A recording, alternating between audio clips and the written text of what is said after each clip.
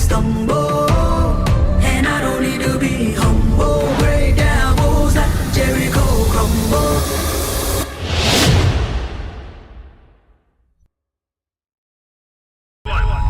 Please stop what you're doing and listen. This is not a drill. What's the most resilient parasite? An idea.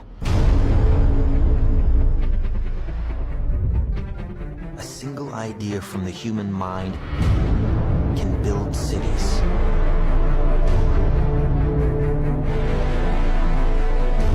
An idea can transform the world and rewrite all the rules. Which is why I have to steal it. He's hiding something, and we need to find out what that is. We gotta break out of here. Give him the kick!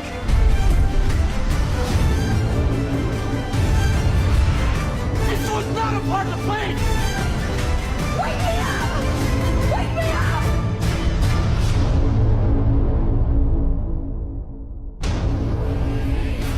I know we have still not shattered that highest and hardest glass ceiling, but someday someone will, and hopefully sooner than we might think.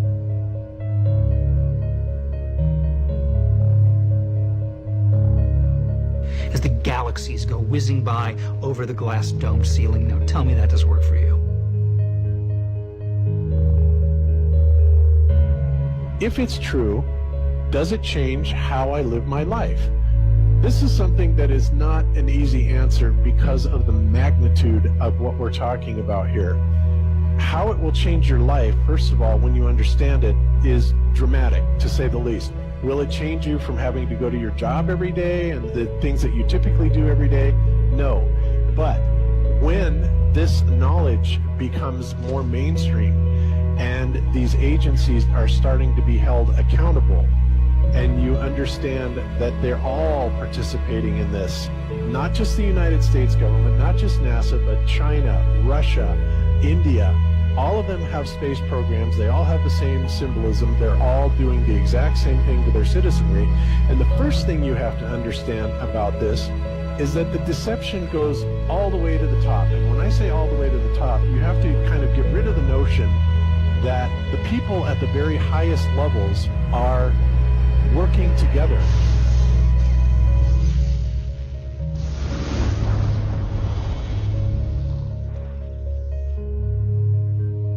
Why would they do this? Why are they trying to hide the fact that we are on an infinite plane or on a flat earth rather than a ball? Well, if you isolate people into the idea that they're on a blue marble that's in the middle of a universe that is really insignificant, and there's thousands or millions and billions of other worlds and possibly other civilizations, that makes most people think that we are insignificant and that we did actually come about as some sort of an accident. Now, when people believe that, their minds are much more malleable into being given the idea that there is no God, there is no creator.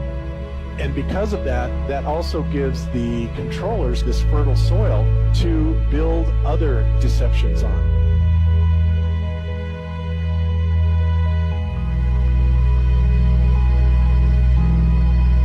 Why do you think that Truman has never come close to discovering the true nature of his world until now? We accept the reality of the world with which we're presented. It's as simple as that. It's about total control, mental, physical, spiritual, every way, shape, form possible. You have to remember how big of a conspiracy this is. This isn't talking about just the JFK thing, or isn't talking about just 9/11. It's on an umbrella kind of system to where it is the biggest deception that there is. It actually exposes every other deception, and nothing else brings down the power of the elite, because it really exposes education, science, the economy, television, museums, universities. Think of all the things that have been fooled. I feel worse for the people that are out there building satellites, the people that are out there actually working for these space agencies, the people out there teaching in schools as professors, because they would all come to the conclusion eventually once this gets out, that they've all been contributing to the lie. Why do you believe what you believe? Prove it without using NASA or any other space agency, the government or military of any country in the world. Why would I say that? NASA has been proven to be liars time and time again. I could spend a whole weekend here showing you the lies of NASA. How many of you believe your government is 100% honest and can be trustworthy? And how many of you know the military answers to their government? Okay, so if those three sources are all proven liars, why would you trust them? Fool me once, right? Shame on you. Fool me twice, shame on me. I say, continue to believe pathological liars and you're an idiot. But that's what we've all done. And so, I look at these stuff, we've all seen the textbooks, we've all seen the videos and movies and all these things, and there's so much of it. Do you know what the budget NASA has? You know how much they get? How much money they get? Have you seen the movie Gravity? Okay. That's made for about $100 million, give or take. And if you saw the movie Gravity, that was pretty impressive. I saw it on IMAX, big screen, like, wow. I mean, I felt like I was with Sandra Bullock flying around in space, freaking out myself. Okay, this is what they're able to do with $100 million. What are you able to do with tens of billions of dollars a year since the 60s? Now, in my opinion, we're being lied to not only about the shape of the Earth, we're being lied to about the very nature of reality itself. In 1954, Admiral Richard Byrd, a highly decorated naval officer, conducted an interview where he alluded to the idea that there may very well be land beyond the poles. Admiral Byrd, you've been to both the North Pole and the South Pole. Is there any unexplored land left on this Earth that might appeal to adventurous young Americans? Yes, there is. But strangely enough, there's left in the world today an area as big as the United States that's never been seen by a human being. And that's beyond the pole, on the other side of the South Pole, from Middle America. And I think it's quite astonishing that there should be an area as big as that unexplored. That's a tremendous challenge. So there's a lot of adventure left down at the bottom of the world. Well, Admiral, do you hope to see that? We don't know. That's the big problem. We don't know where we are, okay? That's what we're all trying to figure out here. But there is the Antarctic Treaty where, 53 or so nations have signed saying that no one's going to lay claim to Antarctica and that there are massive restrictions for travel there. You can't just get up and go to Antarctica on your own.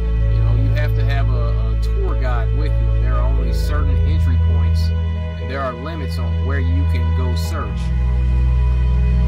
Personally, I think the unconquered South face is the only one worth scaling. It's a 20,000-foot sheer wall of ice, but that's never stopped me before.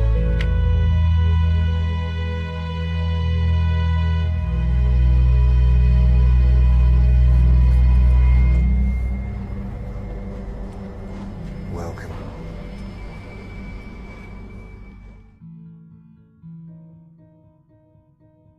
No, I just want to stand on top of the wall and piss off the edge of the world.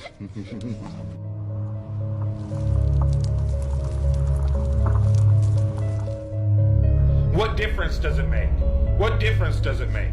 Yeah, that's their favorite line. A lot of people, what difference does it make? You can't figure out what difference it makes?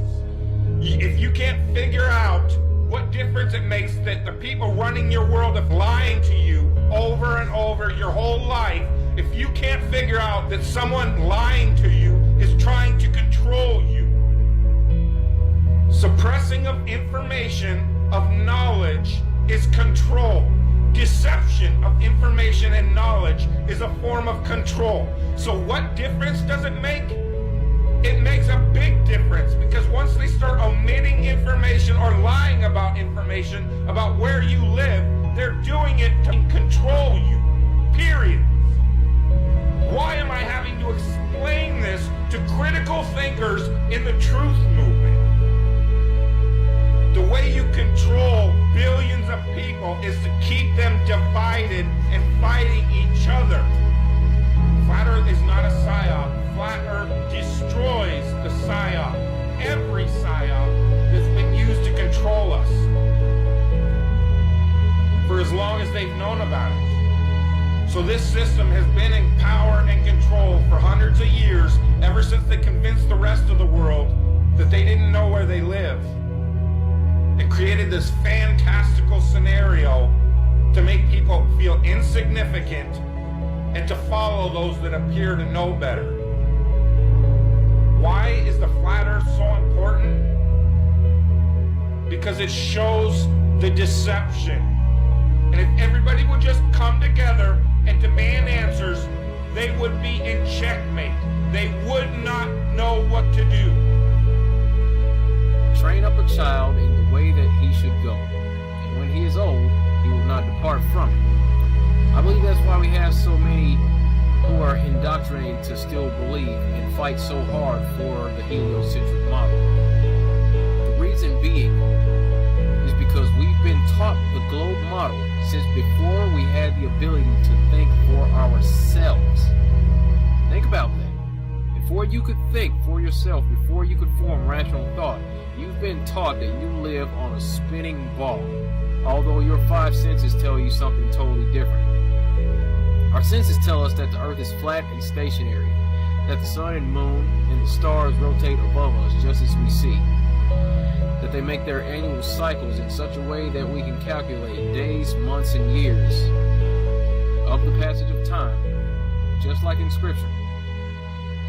The earth in itself works like a well-designed timepiece, and we all know that any timepiece that we can think of has a designer. What if the lie is to hide the existence of that designer? What if they're lying to us about this because they're hiding God?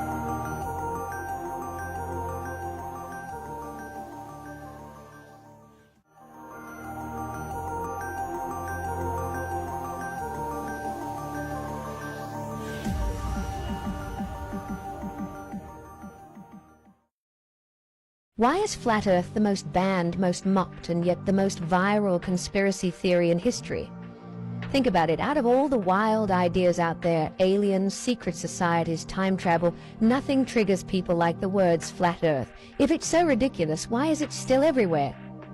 Why do platforms rush to censor it? Why do governments and scientists act like it's dangerous to even discuss? Here's the first strange thing. Flat Earth content goes mega viral. Videos questioning the globe get millions of views faster than almost any other conspiracy. The more media mocks it, the more people get curious and click. In marketing, that's called the Streisand effect. The harder you try to hide something, the bigger it grows. Now ask yourself this, if Flat Earth is just a joke, why does it need this level of suppression? You can find endless alien theories online, nobody cares. But post about Flat Earth. Instant fact-check labels, bans, takedowns. Why? If it's nonsense, wouldn't people just laugh and move on? Here's the second layer. Flat Earth questions the foundation of reality. It's not about a shape. It's about whether the entire system has lied from the very beginning. If the Earth is flat, it means governments, space agencies, even schools have staged one of the biggest deceptions ever. That would mean control on a level far beyond politics. It's about controlling the map of your entire existence. And here's the wildest part. Flat Earth keeps people awake at night. Even globe believers admit the questions stick. Why can't we see real live footage of Earth spinning? Why are there thousands of satellite images, but all admitted to be composites? Why can't commercial planes cross Antarctica directly? Why does the horizon always rise to eye level instead of curving away? Each question plants doubt. Doubt creates obsession. Obsession drives views, and views keep Flat Earth in the spotlight no matter how hard it's attacked. So let's flip the script. What if the real reason Flat Earth is mocked isn't because it's dumb, but because it's dangerous to the system? Dangerous because once you pull on that thread, you stop trusting the official story about anything. And the moment billions of people start questioning, control begins to break. That's why Flat Earth is unique. It's not just a theory, it's a test. A test of how willing you are to question authority, question science, and even question the very ground beneath your feet. So I'll leave you with this. Maybe flat Earth isn't popular because it's true or false. Maybe it's popular because it touches something deeper.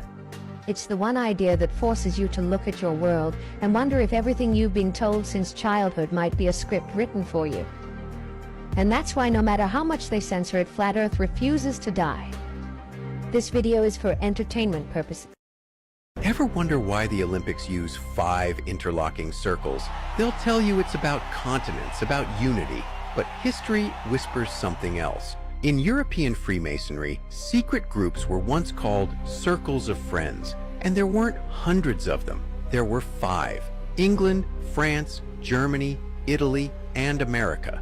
Together they called themselves the Olympiads. 5 Masonic circles, 5 rings. The symbol was never about sports. It was about brotherhood, allegiance, control.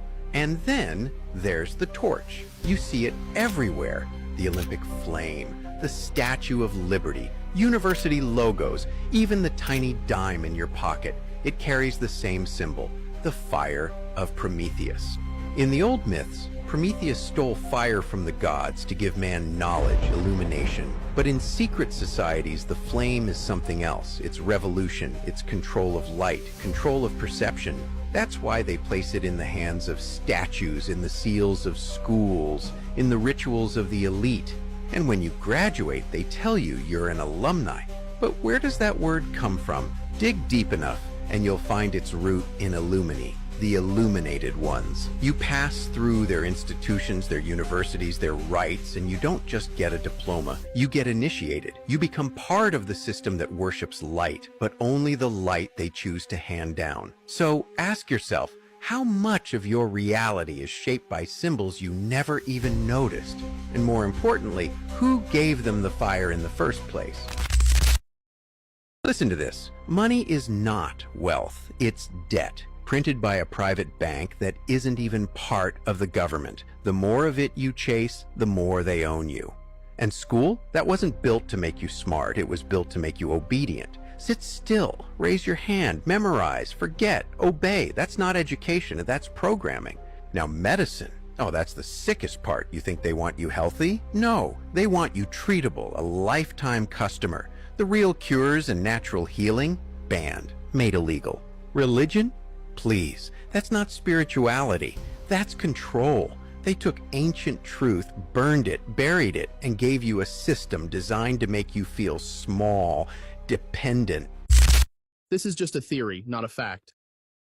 Hello.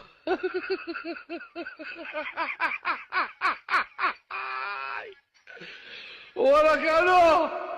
Hello.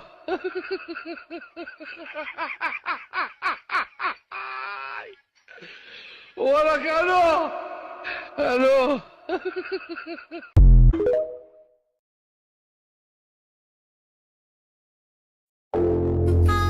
I'm from outer space, I got Milky Way for blood, evolution in my veins.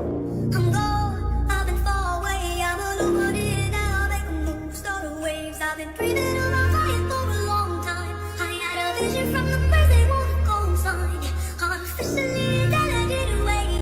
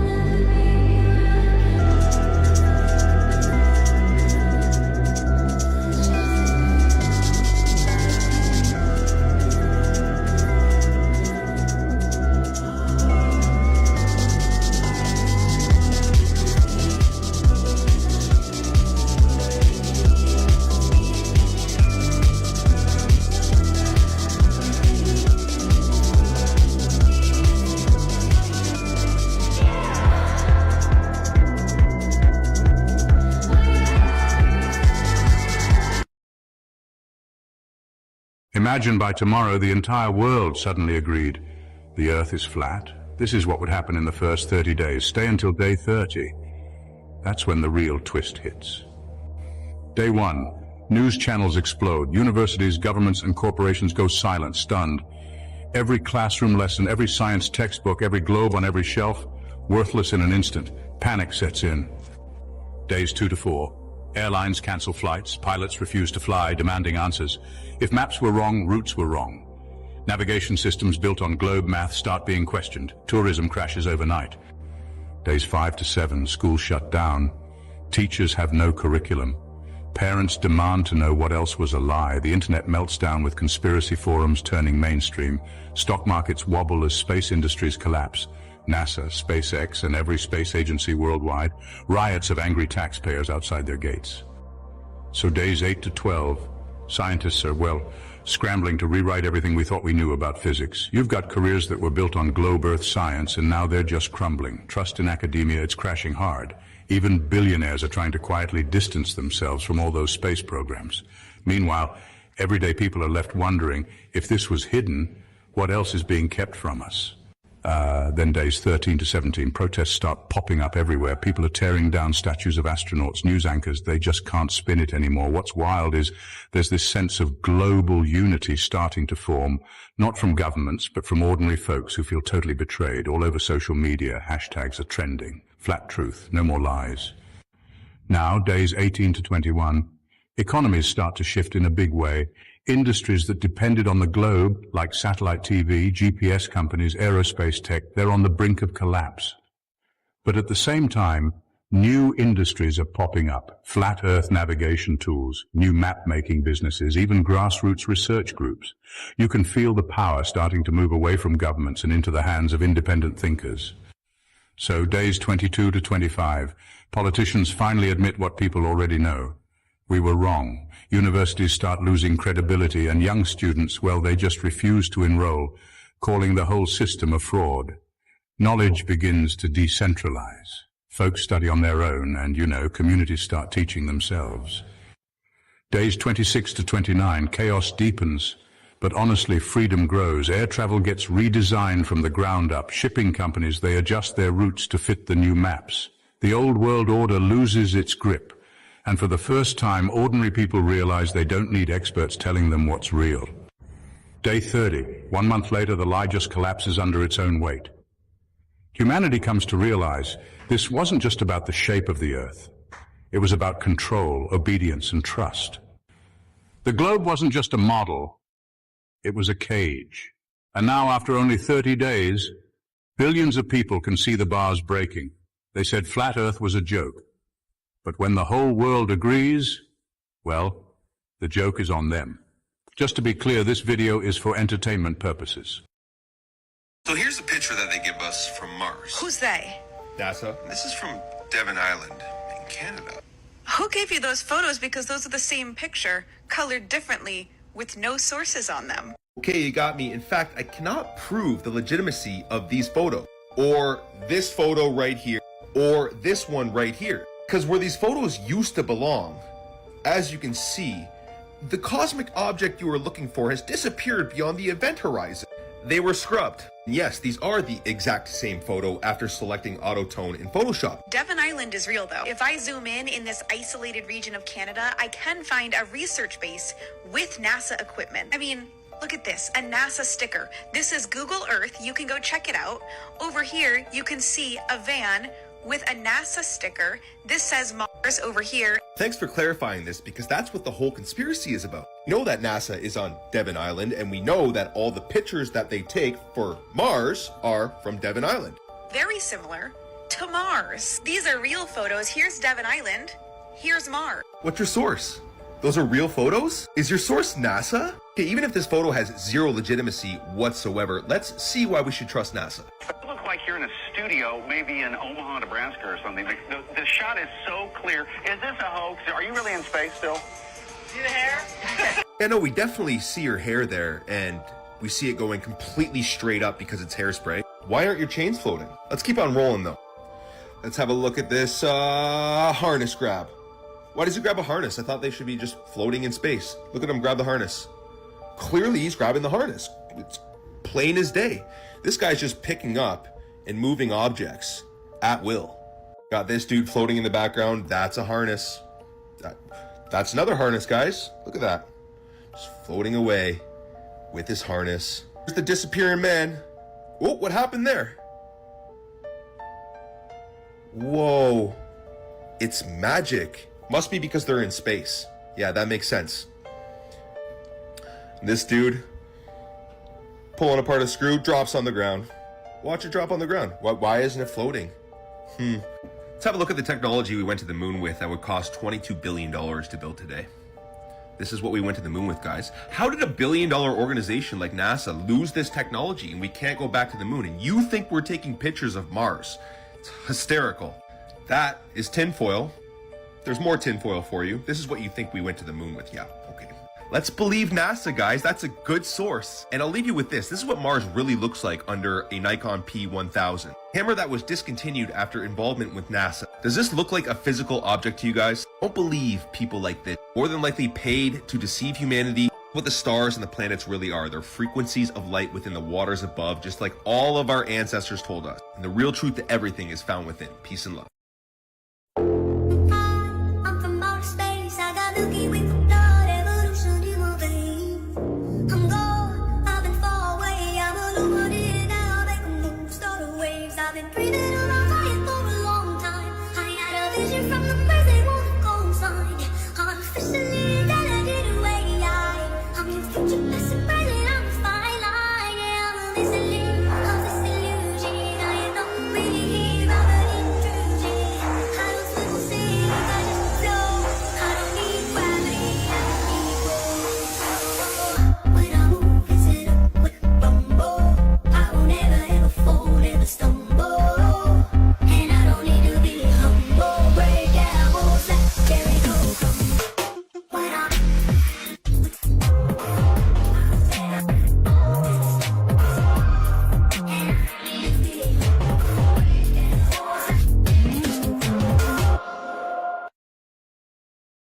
In 2016, a group of independent researchers gathered at a salt flat in Bolivia, one of the flattest surfaces on Earth. Their mission to test something that's rarely questioned, but absolutely foundational. How far can you see before the curve takes it all away? According to the globe model, Earth curves at 8 inches per mile squared. That means objects should disappear from view beyond a certain distance, hidden by the curve. So they set out with lasers, high-zoom cameras, and infrared tech. Their goal wasn't to prove anything, just to measure how far light and sight could travel in open, uninterrupted space. They placed a laser just 3 feet above the surface. According to globe math, it should have been invisible beyond 6 miles, but the beam remained visible at 10 miles, then 15, then over 20. No curvature blocked it. Next, they filmed distant buildings, boats, and islands across large lakes, sometimes 30, 40, even 100 miles away. According to the globe model, these objects should have been hidden behind hundreds of feet of Earth's curve. But the entire structure, base to top, remained visible. No atmospheric bending, no magic refraction, just direct line of sight. And then came the most damning test of all.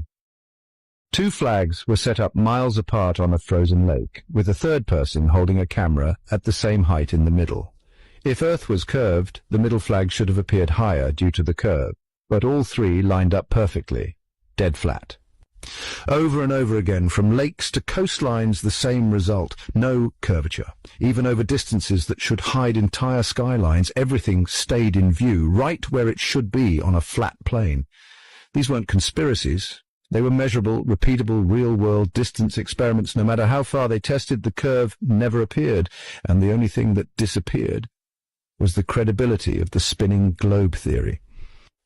Because if Earth had curvature, we would see it, but all we see is flat. Still believe we live on a giant ball? Then explain why nothing ever curves away. Share this video. Tag someone who needs to look again, and follow now, because real science doesn't hide behind theory. It stares you in the face. Across 100 miles of truth, this video is for entertainment purposes. The year was 1969. A grainy screen flickered. A voice crackled. One small step for man. The world held its breath. But you know, something about the footage always gnawed at me. Years later, I found myself alone in a dark room replaying that broadcast. The hiss of static, the ghostly figures bouncing in slow motion. My stomach tightened. Shadows stretched in different directions as if lit by more than one source. My heart raced. On the moon with one sun, how could that be? That was the situation, a simple recording, a childhood memory. And the desire? To know if humanity had really leapt beyond the earth, or if we had been handed an illusion staged on the ground we walk every day. The conflict came fast. Every question was brushed aside. It was the cameras. It was the dust. Excuses piled up. But the deeper I looked, the stranger it became. Why no stars in the sky? Why did the flag ripple, though no air exists to move it? Why did the astronauts' footprints press crisp into powder, yet the landing module left no crater beneath it? The clock ticked past midnight as I leaned closer to the glowing screen, sweat on my palms. The shadows still haunted me. If this was real, why did it look so staged? Why did it feel more like a studio than the surface of another world? Then came the change. I stumbled across records, NASA quietly admitting they lost the original tapes. Lost. The most important achievement in human history, and the master footage vanished. My chest tightened. My breath caught. Who loses history unless there was something to hide? And the result? Well, it's a shiver of realization, isn't it? Maybe the greatest show ever broadcast wasn't really proof of space exploration. It was proof of manipulation. Proof that with enough trust, people will accept the unbelievable. And if they could fake the sky once, what else might they be hiding about the ground beneath our feet? So here's my challenge. Don't take the moon landing as sacred. Watch it again. Look at the shadows, the flag, the missing stars. Ask the questions they don't want asked. Because, you know, the greatest flat earth proof isn't out there on the moon. It's in the cracks of the story they sold you. And if this shook you even for a moment, share it, follow, because honestly the truth doesn't just demand to be seen, it demands to be faced. The Earth is flat with a dome around it. Sounds like the plot of a sci-fi movie, right? But what if I told you that this idea doesn't just come from ancient myths? It's built on actual observations and physical evidence you can see for yourself. By the end of this, you might start questioning your reality. We're raised believing we live on a spinning ball in an infinite universe with no walls, no boundaries, and nothing holding us in. But if that were true, why does the sky act like it has limits? Why do rockets always arc and never fly straight up indefinitely? And why do we get strange phenomena like the firm boundary pilots have reported hitting when flying at extreme altitudes? If the sky is just empty space, how can sound waves bounce back from above? How can meteors burn up at a fixed altitude as if they're hitting something solid? These aren't questions you hear in school, but they're questions people have been asking for centuries. The flat Earth dome model explains this perfectly. Picture the Earth as a vast level plain surrounded by an ice wall and covered by a solid transparent dome, like a snow globe. The sun, moon and stars aren't millions of miles away. They're inside this dome, moving in predictable paths above us. The dome acts like a barrier, containing our atmosphere and separating us from whatever lies beyond. This isn't a new concept. Nearly every ancient civilization described the heavens as a firm, solid structure. Even modern science accidentally hints at it when talking about the Kármán line or the limits of the atmosphere. Think about the stars. On the globe model, we're supposedly hurtling through space at unimaginable speeds, yet the constellations look exactly the same year after year.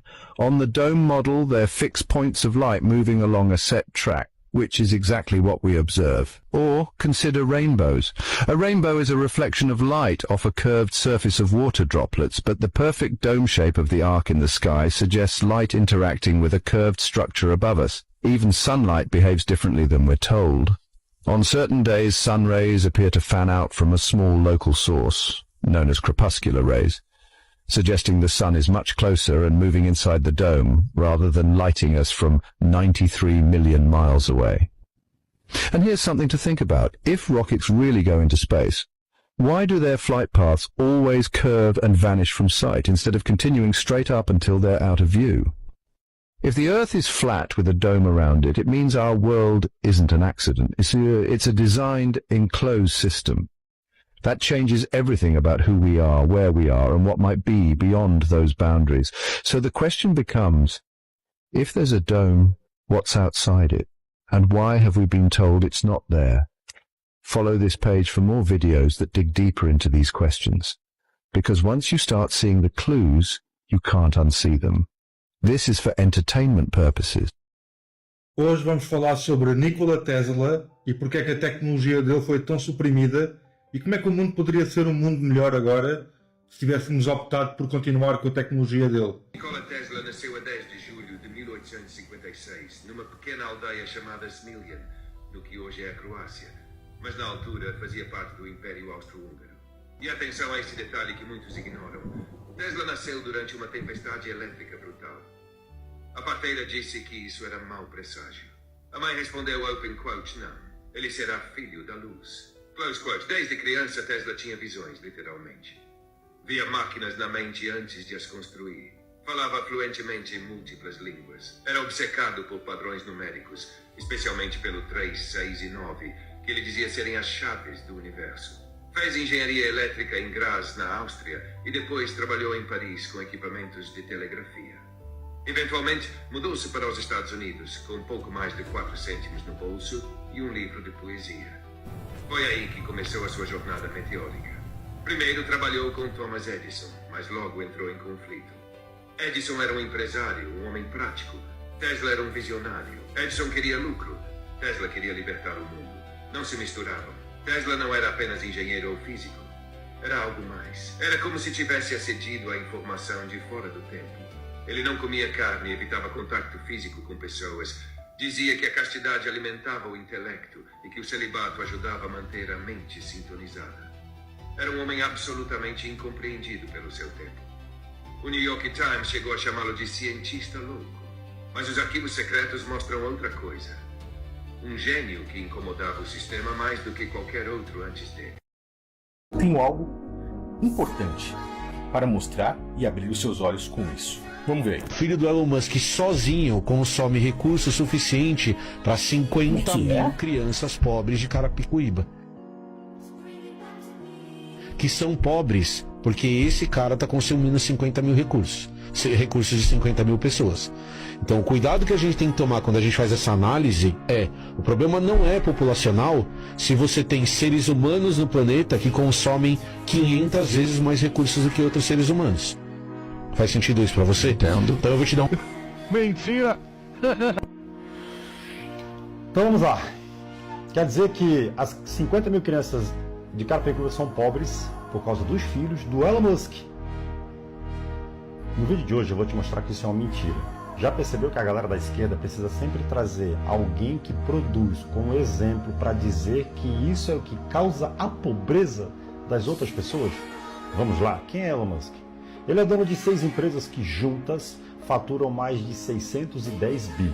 Ele emprega mais de 200 mil pessoas e só por isso os filhos desse cara têm acesso a algumas coisas que as outras pessoas não têm. Esses dias uma pessoa veio aqui na minha postagem que eu estava brincando com os meus filhos aqui em casa no pula-pula, escreveu assim: mais uma família capitalista que pega dinheiro dos outros para ter privilégio. Ô cara pálida, eu passei fome na minha infância. Eu parei de trabalhar de estudar com 11 anos de idade para começar a trabalhar. Minha irmã começou a trabalhar com 9. E sabe por que eu tenho pula-pula e piscina na minha casa hoje? É simples, é porque eu trabalho desde os 11 anos de idade. Mas vamos lá. Eu não preciso pegar o dinheiro dos filhos do Elon Musk lá nos Estados Unidos para sustentar as 50 mil crianças aqui do Brasil. Dá uma olhada no que o teu governo de esquerda fez com 16,9 bi. Ele deu para os artistas. É o Robin Hood ao contrário, pega do pobre para dar pro rico. Que rico, para olha, gente, só a Cláudia Raia teve liberações de 5 milhões. Olha só, pobrezinha ela, né? Agora presta atenção, se eu pegasse esses 16,9 bi para sustentar as 50 mil crianças da sua Carapicuíba, daria para dar um salário mínimo para cada uma dessas 50 mil crianças durante, presta atenção, 18 anos e 5 meses. Agora dá uma olhadinha no correio. Estão passando dificuldade, não tem dinheiro, né? Mas olha só o que o seu governo fez com ele. Fez graça, mandou dinheiro para Bogotá fazendo patrocínio. Aliás, o governo vai patrocinar agora o reality show A Fazenda com o seu dinheiro. Aliás, o governo tem financiado a Globo com o seu dinheiro. Aliás, a cada 17 dias o Haddad cria um novo imposto e por ano a gente arrecada 5,5 trilhões. Mas o dinheiro vai para o ralo, então parem de engano. Me ajuda, compartilhe esse vídeo com alguém, manda nos grupos de WhatsApp, vamos acabar com esse engano. Manda para a primeira pessoa que você lembrou. Um grande abraço e bora.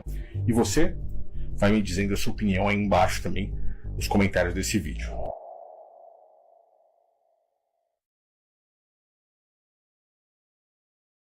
que será que vai acontecer em agosto de 2025? Um terremoto de magnitude 8.8 atingiu o mar no extremo oriente da Rússia e causou tsunamis, viu? Vários países na região estão em alerta.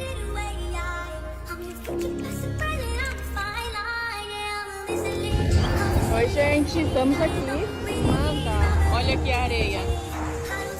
A moça da barraquinha disse que até ontem as ondas estavam muito altas, muito fortes.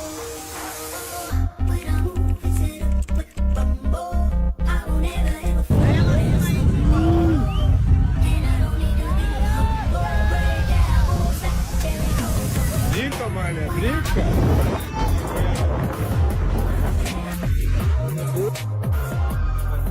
Trump vai estar no poder, viu, Grande? E aí, dia 29 de agosto de 2005...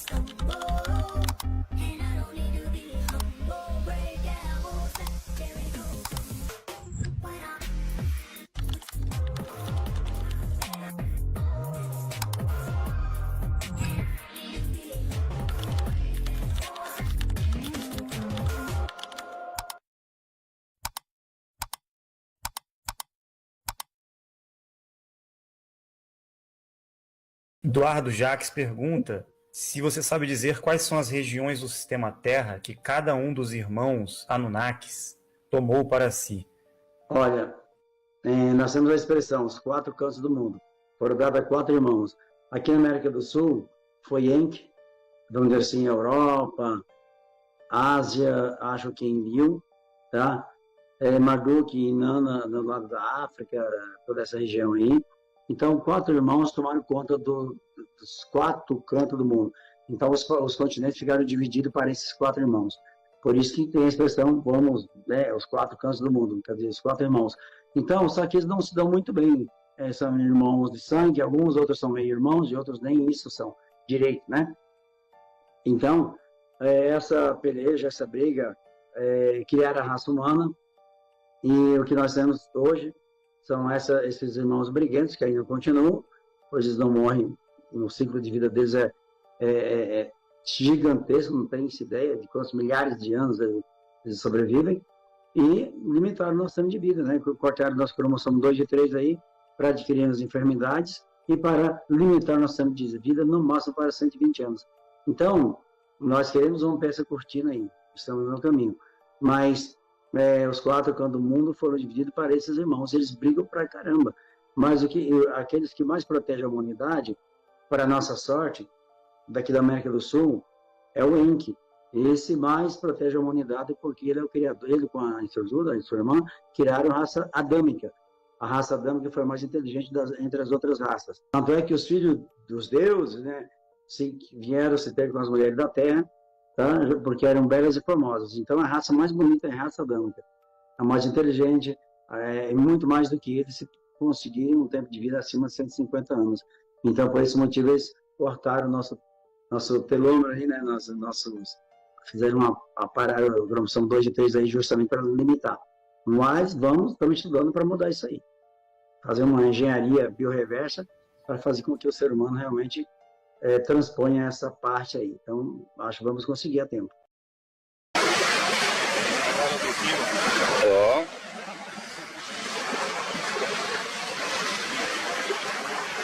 125 Zoom. Ciao. Ja, der geht weiter nach dort.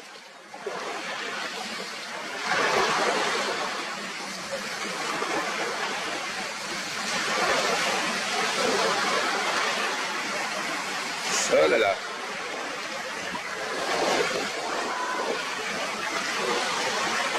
Deci, haideți să-l urmărim pe acesta care ia în larg, să vedem la ce distanță suntem de el. Deci. Ia uitați unde suntem. Da? Și acum îl căutăm din nou.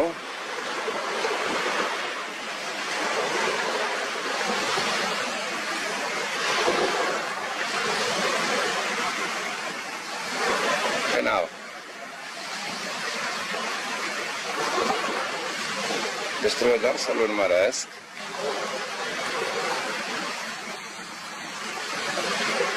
Și se duce și se duce și noi tot îl vedem. Deci, dragilor,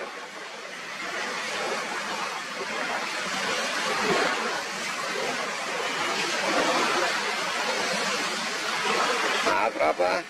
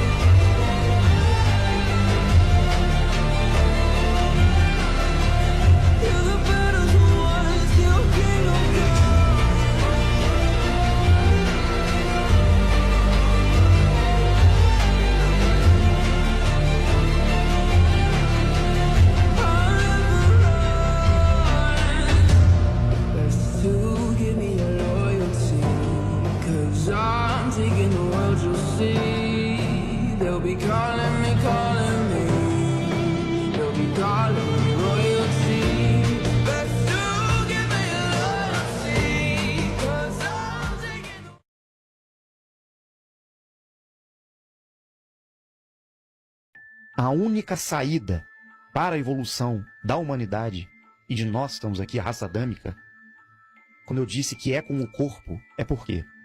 Porque o retorno para os níveis dimensionais somente acontece em vida.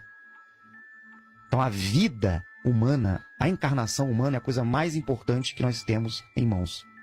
E é por isso que o sistema, os Anunnaki, o governo oculto, agem para criar um sistema para cortar a vida humana, para impedir a nossa sobrevivência e o prolongamento da nossa vida. Jesus Cristo, muitos vão até duvidar e vão achar isso uma loucura que eu vou dizer aqui. Ele ensinou e veio trazer esta verdade de volta para a humanidade. A vida eterna, a ressurreição. E ele provou isso. Ele foi com o corpo embora. E está vivo até hoje. E disse, vocês farão muito mais do que eu fiz. E eu deixo aqui o legado para o povo, para a humanidade, para aqueles que eu escolhi e são aqueles que vieram trazer esse conhecimento para a Terra no passado. Os evangélicos falam alguma coisa sobre... O arrebatamento. Arrebatamento. É uma distorção um pouco disso. É uma distorção Mas não é aquilo lá. Você não vai estar aqui e de repente você vai ser abduzido, não é isso? Não. Mesmo porque, né, seria complicado. Não, é. Agora, o que temos que fazer e viver para chegar nessa consciência e nessa transmutação? O que você crê que é necessário?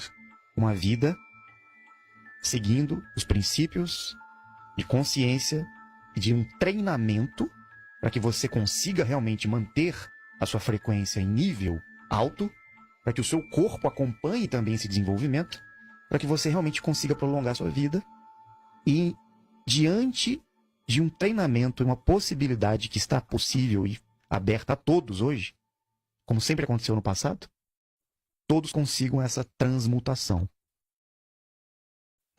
Olha lá embaixo, vamos filmar lá embaixo, olha lá. É, comandante, não tem como mais, comandante.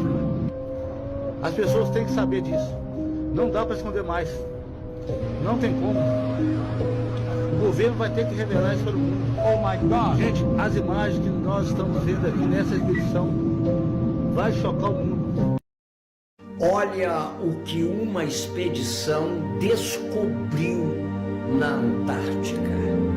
Essa expedição que foi rumo à Antártica, ao paredão de gelo, né? E aí vai esse navio furando, quebrando o gelo todo da Antártica e chegam diante do grande paredão.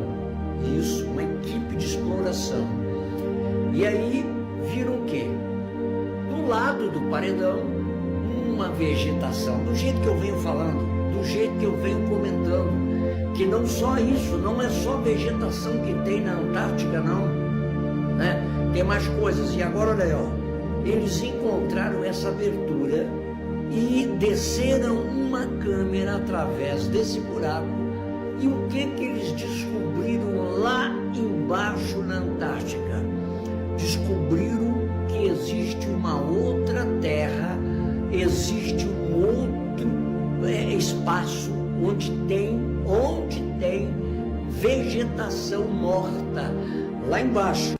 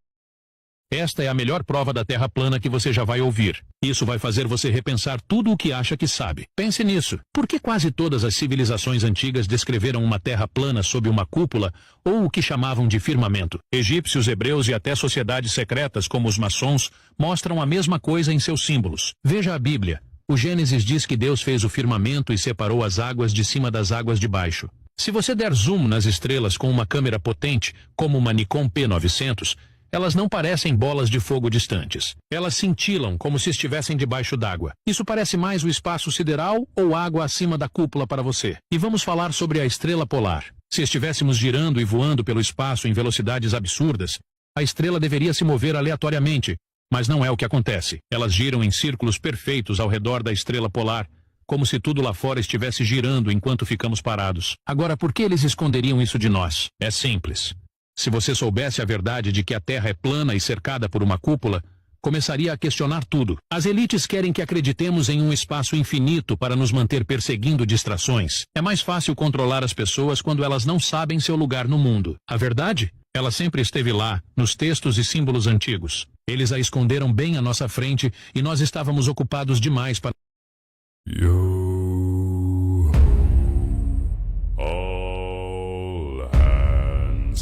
Hoist the colors high, heave ho, thieves and beggars, never shall we die.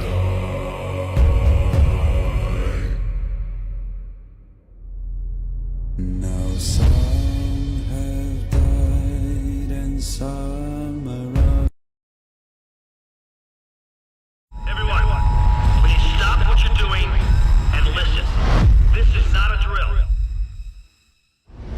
What's the most resilient parasite? An idea.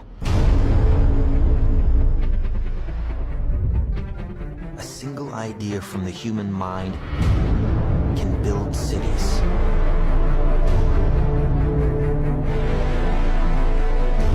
An idea can transform the world and rewrite all the rules. Which is why I have to steal it. He's hiding something, and we need to find out what that is. We gotta break out of here. Give him the kick!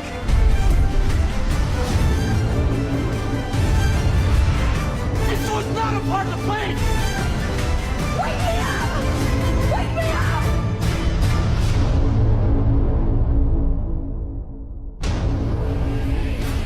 I know we have still not shattered that highest and hardest glass ceiling, but someday someone will, and hopefully sooner than we might think.